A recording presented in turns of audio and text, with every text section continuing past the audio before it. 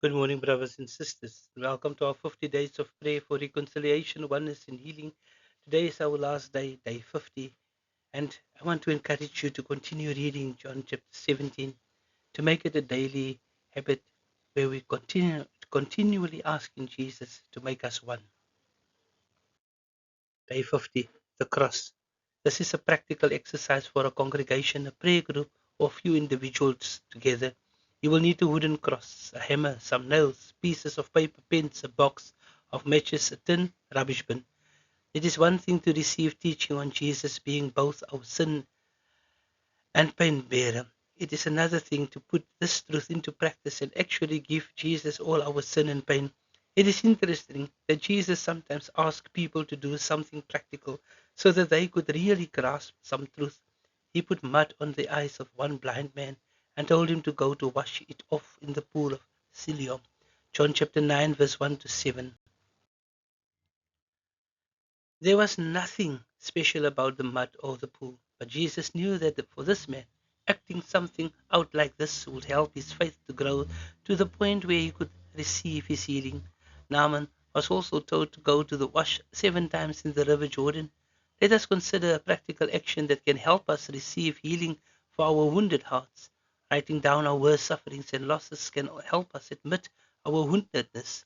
Sharing this suffering and loss with someone else, especially if they are from the tribe or caused our suffering, can be very healing. If we experience compassion from the other side, pouring out our pain to Jesus is another powerful step towards healing. If we truly believe that Jesus is waiting to lift it off us and carry it instead of us, nailing the paper on which we have written our suffering and loss to a simple cross, help to make the truth of what Jesus did for us even more real. It also helps us to let go of it and trusting it all into His compassionate care. See Colossians chapter 2, verse 14.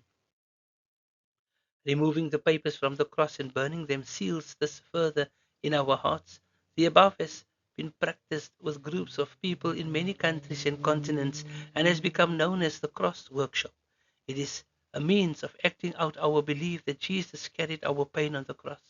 Very often this becomes a step of faith to really trust Jesus to carry the pain, and consequently it helps the healing process to begin. It is also an opportunity for people to listen to the hearts and suffering of others so that compassion can flow between people who were previously regarded as enemies. Finally, it can bring new hope that God can bring something beautiful out of all that we have suffered. The relief and new freedom experienced through it has been amazing. It has enabled many to be able to forgive the offender for the first time. Although the main focus is on Jesus as pain bearer, many have found forgiveness for their sins for the first time, as they had not previously understood that Jesus was their sin bearer. It becomes a means of their salvation. Many have also experienced physical healing as they poured all their burdens into the heart of God. Healing hearts, transforming nations. Rhiannon Lloyd. Lord, let me also look to the cross, pin my sins on the cross to get complete forgiveness. Amen.